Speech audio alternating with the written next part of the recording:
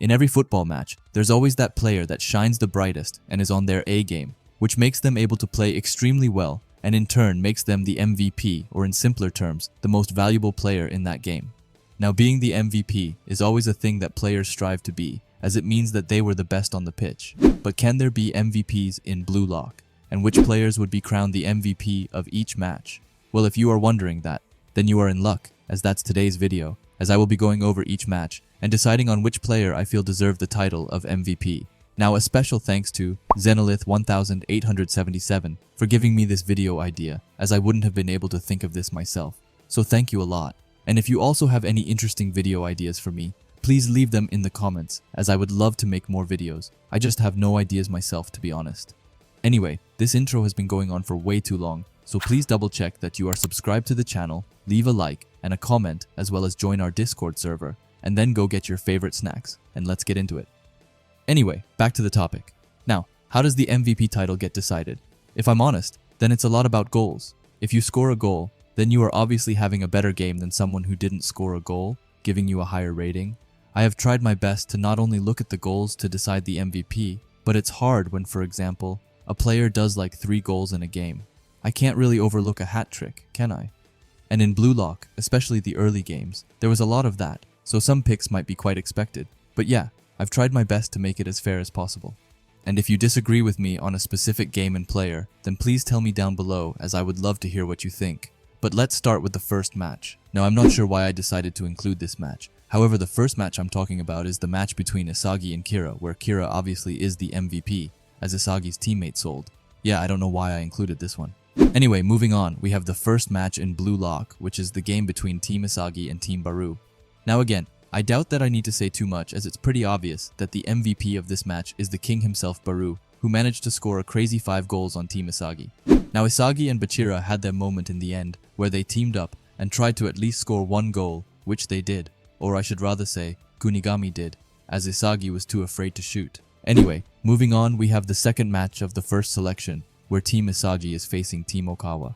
Now, Nico did everything in this match, from controlling his teammates and taking countless balls from Team Isagi, not to mention getting the ball to later make an awesome cross to Okawa to finish it off, and he would have gotten the MVP role if Isagi also didn't have an awesome performance, as he first stole Nico's pass to Okawa and later scored his own goal. Now, in my opinion, Nico had a better game. However, Isagi's goal in the end carried him slightly above Nico. Now for the fourth match, we have Team Isagi against Team Wanama, and I know that you guys will hate me for this. However, I feel like I have to give Kuon the MVP role now. Just hear me out. Even though he betrayed Team Isagi, he still scored 3 goals. Were those goals intentional from the Wanima brothers? Well, yes. However, the most valuable player in Team Isagi was Kwon for his hat-trick, and trust me, I don't like to admit it either. However, I also put Chigiri in honorable mention, as it was in this game where he awakened and was able to run again, and thanks to that he was able to score, and getting the scores even. Now we are starting to get into the juicy matches, as we have the last match in the first selection, which is the match between Team Isagi and Team Nagi. Now, as I said in the intro, there's a lot of games where we have a character who makes a hat-trick, and this game is just one of those. As Nagi the Madman, he scored his amazing hat-trick, and it wasn't bad goals either, as each goal was absolutely insane. But yeah, when you have a player making a hat-trick, it's kinda impossible to overlook, so he is without a doubt the MVP of this match.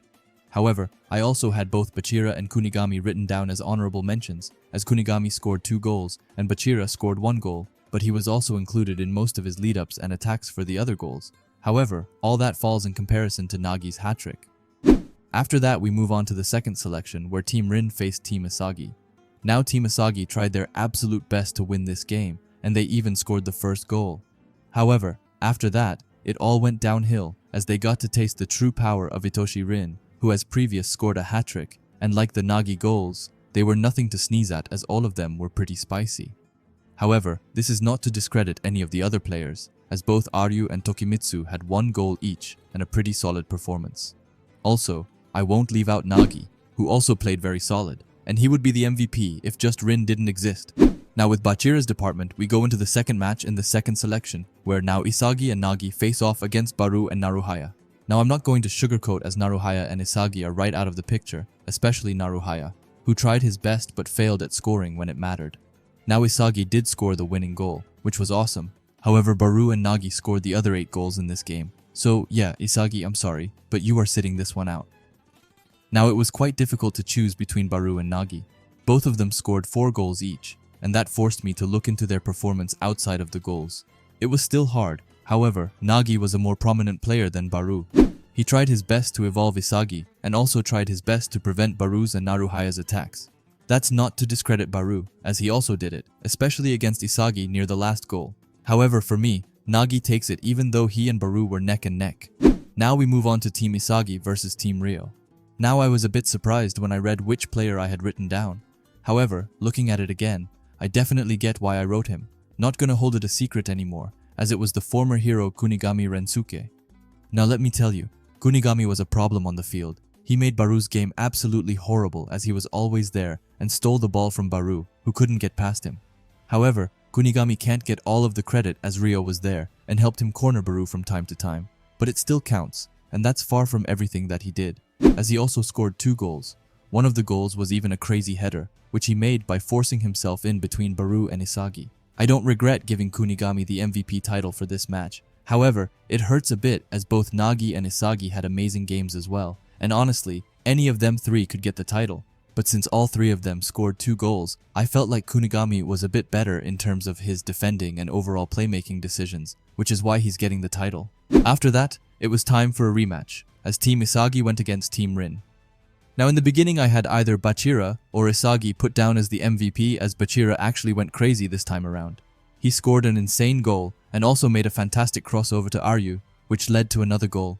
Not to mention how he had clearly leveled up since the last game, as he was a super good overall player, creating opportunities and just being a hassle for Team Isagi. I also had Isagi written down as he was able to stop Rin a couple of times, and not to mention his insane backheel goal.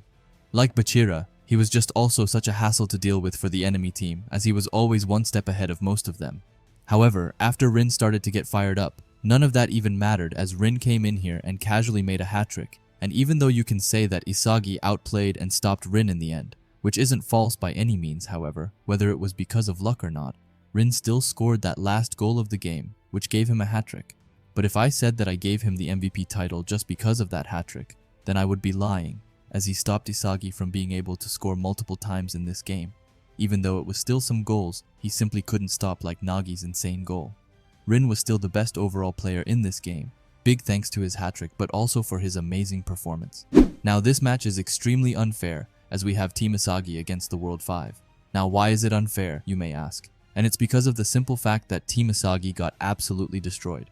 However, with that said, it's hard to pick out an MVP out of the World 5 players, as they all scored evenly, and they all had extremely similar performances. So I'm going to cheat a bit and pick Rin, as he at least scored 1 in this game. Alright, moving on to the third selection, and the first match we have to look at is Team Rin and Shidu versus Team Otoya and Karasu. Now this match was actually amazing. We got to see like 5 totally new players who all had such unique and interesting playstyles. However, there still needs to be one MVP, and it's kinda hard for this game as I'm stuck between 2 players, so I'm actually gonna cheat a bit and give the MVP title to 2 players as I can't decide. And those 2 players are Karasu and Rin. Both of them scored 2 goals each and played such a great game. Now you might ask, why not give it to either Shidu or Otoya, who just like Karasu and Rin scored 2 goals each. However, I feel like both Karasu and Rin had more impact than Otoya in this game. Shidu and Otoya were mostly there for the goals, while Rin and Karasu did the goals, but also a lot more on the field. We see Karasu being an absolute unit and shutting down Isagi for the first half of the game, and not mentioning how he just flawlessly was able to get behind Isagi and Shidu. That also goes for Rin, who tried on multiple occasions to deny Team Karasu's chances and attacks. And that is why I felt like both Karasu and Rin were more prominent in the game. Hope it's not just me who feels like that though. Anyway, moving on, we have the match between Shidu and Rin and Nagi and Yukimiya. Now this game is a bit tricky to decide, as we only got 2 chapters of this game, and we saw 5 goals on screen. In the beginning, I was going to give it to Ryo, as he was an amazing midfielder who controlled the field perfectly, and he even scored in the end. However, we did manage to see 2 of the goals from Team Rin, and as you guessed it, both of them were scored by Rin, so with the fact that we know that he at least scored 2 goals, I have to give it to him. Now for this game, it's even harder to decide as we legit only saw a fraction of the last goal. The scores were 4-4. However, in the end both Rin and Shidu were headed for the last goal, and from the looks of it, I would say that it's Rin who's coming in contact with the ball before Shidu, and because of that, we know that he at least scored 1 goal, and as we don't know anything else, I kind of have to give it to Rin, even though he's gotten a lot of MVPs based on technicalities now. Now the U20 match. This is where it gets super tricky, because I can think of 5 different players who deserve the title of the MVP. However, there can only be one. The candidates for this MVP are Aiku, Shidu, Sei, Rin, and the main boy, Isagi. Now the thing that stinks with actually picking out the MVP is how much the goals come into account. Some of these players had way better games and were way more active on the field than others who scored goals, but still, the ones who scored goals go above them as they were more valuable to the game. However, with that, I will actually remove Isagi, which might come as a shock. Don't get me wrong, Isagi had an awesome game and even scored the most impactful goal of the entire series.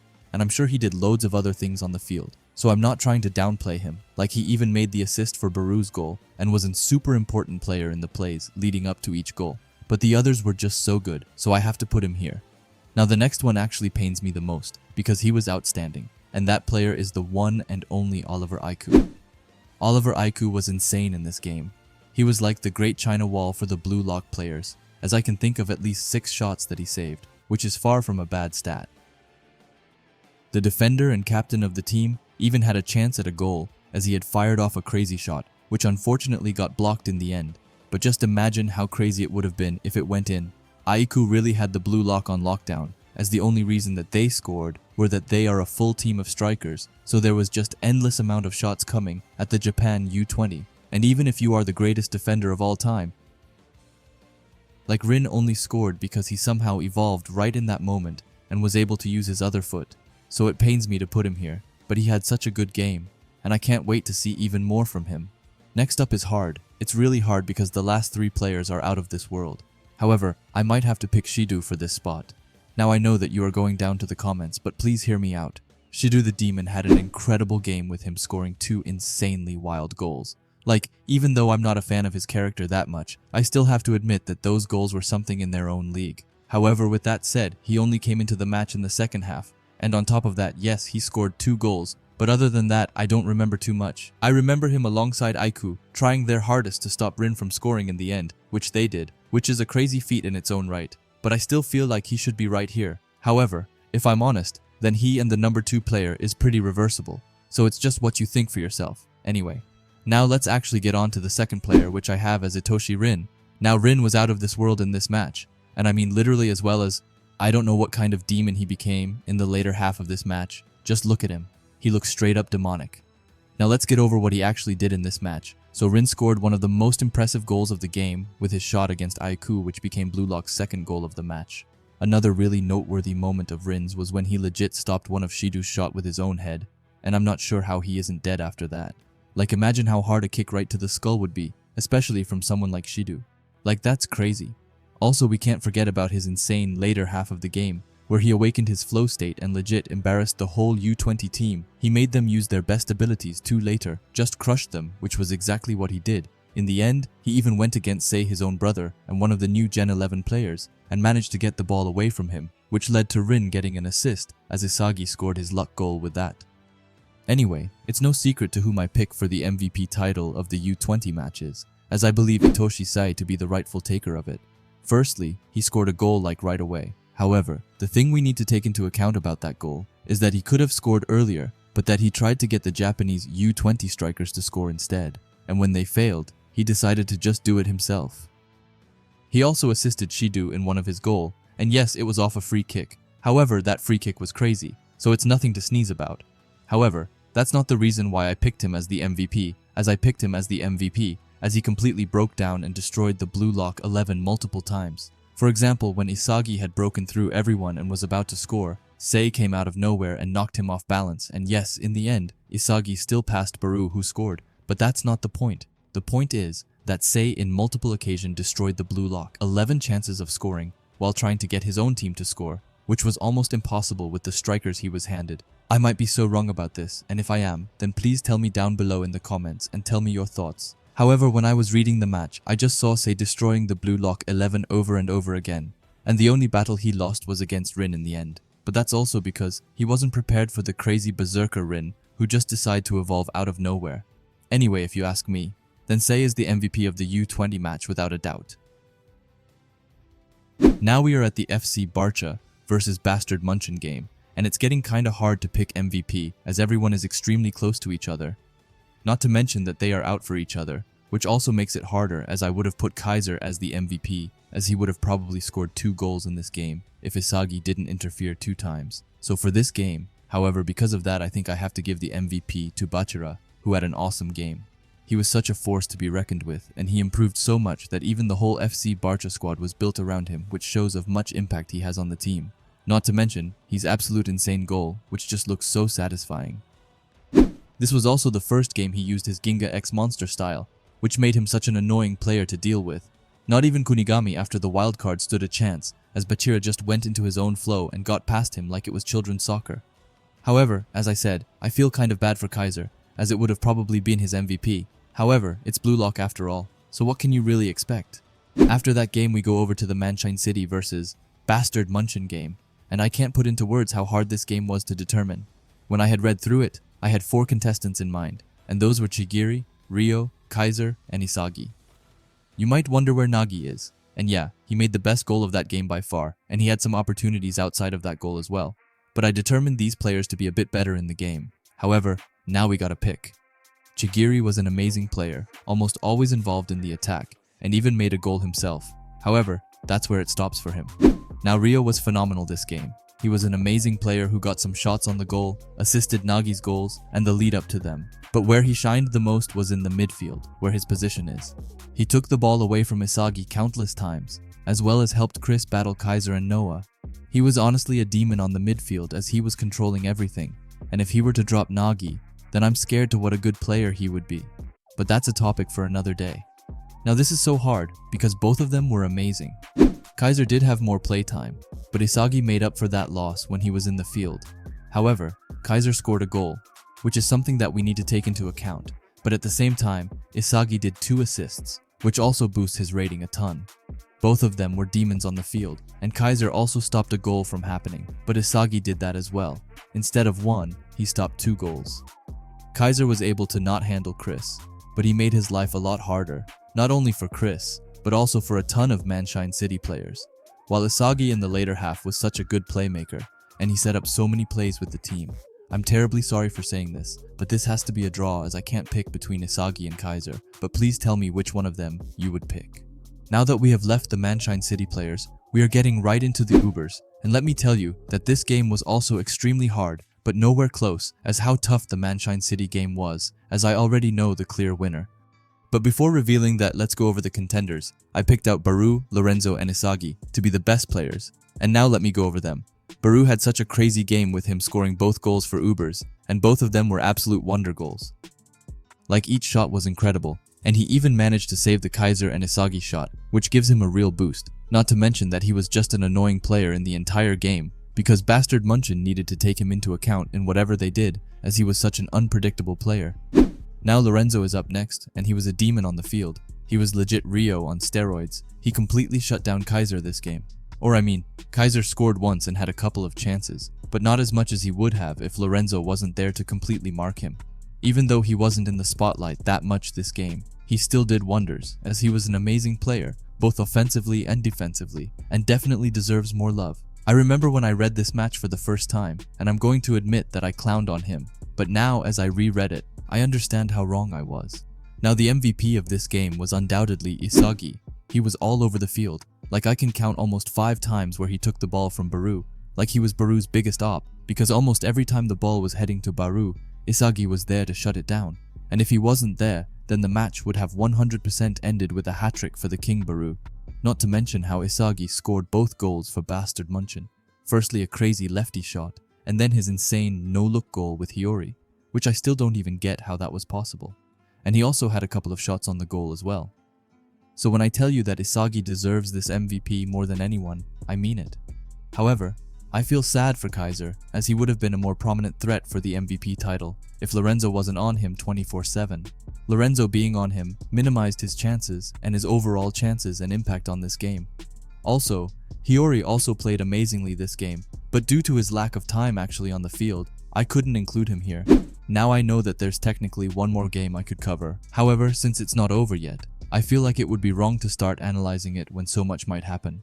However, I will say this. that of the top of my head, and as the current 278 chapter, I would say that Isagi is the closest one to being the MVP, but as I said, everything can change as this is Blue Lock after all. Anyway, this has been me ranking every match and giving every player an MVP rating. I really hope that I did a good job, as this was actually kind of fun. However, if you think that I misplaced an MVP, then please let me know and tell me what you would change. Anyway, if you like Blue Lock and videos like this, then I would highly suggest you subscribe to this channel, and while you are at it, leave a comment and a like, as it helps out with the algorithm a ton. And if you are curious to see another video of mine, then please watch the video that will be popping up on the screen now. Anyway, thanks for watching and have a great day. Bye.